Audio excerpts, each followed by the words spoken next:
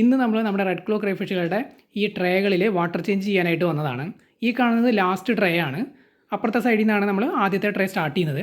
ആദ്യത്തെ ട്രേയിൽ ഫീമെയിലാണ് കിടക്കുന്നത്, രണ്ടാമത്തെ ട്രേയിൽ മെയിലും, മൂന്നാമത്തെയും നാലാമത്തെയും ട്രേയിൽ കിടക്കുന്നത് ഫീമെയിലുകളാണ്. ഈ കാണുന്ന ആദ്യത്തെ ട്രേയിൽ കിടക്കുന്ന ഫീമെയിലാണ് ഇന്ന് രാവിലെ വന്നപ്പോൾ നമ്മൾ ചത്ത് കിടക്കുന്നതായിട്ട് കണ്ടത്. അപ്പോൾ നമ്മൾ എടുത്തു നോക്കിയപ്പോൾ എന്താണെന്ന് വെച്ച് കഴിഞ്ഞാൽ ഇത് മുട്ടയിട്ടിരിക്കുകയാണ്.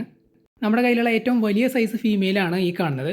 ഇത് കുറച്ച് ദിവസമായിട്ട് ഫുഡ് കഴിക്കുന്നുണ്ടായിരുന്നില്ല. സാധാരണ ഇങ്ങനെ ചെയ്യുന്നത് അവർ ഷെല്ല് പൊഴിക്കാൻ സമയമാവുന്ന സമയത്താണ്. നമ്മൾ ഷെല്ല് പൊഴിക്കാനാണെന്നാണ് വിചാരിച്ചത്. മുട്ടയിട്ടിട്ട് ഇരിക്കുകയാണെന്നുള്ള കാര്യം നമുക്ക് അറിയില്ലായിരുന്നു. ഈ ഒരു സമയത്ത് ഫീമെയിൽ ക്രൈഫിഷുകൾക്ക് സ്ട്രെസ്സ് വളരെ കൂടുതലായിരിക്കും. അതുകൊണ്ട് തന്നെ സ്പെഷ്യൽ കെയർ നമ്മൾ കൊടുക്കണം. മാറ്റിയിട്ട് കുറച്ച് ഡീപ്പായിട്ടുള്ള ഒരു ടാങ്കിലോ കണ്ടെയ്നറിലോ ഇട്ടിട്ട് നമ്മൾ അതിനകത്ത് എയറേഷൻ കൊടുക്കണം. അതുപോലെ തന്നെ നമ്മൾ കുറച്ച് ഡാർക്ക് ആയിട്ടുള്ള ഒരു ആംബിയൻസ് ആണ് സെറ്റ് ചെയ്ത് കൊടുക്കേണ്ടത്. പിന്നെ വെള്ളം നല്ല ക്ലിയർ ആയിട്ട്, അതായത് ശുദ്ധമായിട്ട് തന്നെ കീപ്പ് ചെയ്യണം. ഫുൾ വാട്ടർ ചേഞ്ച് കൊടുക്കാനായിട്ട് പാടില്ല. ചെറിയ ശതമാനം മാത്രമാണ് വാട്ടർ ചേഞ്ച് കൊടുക്കേണ്ടത്.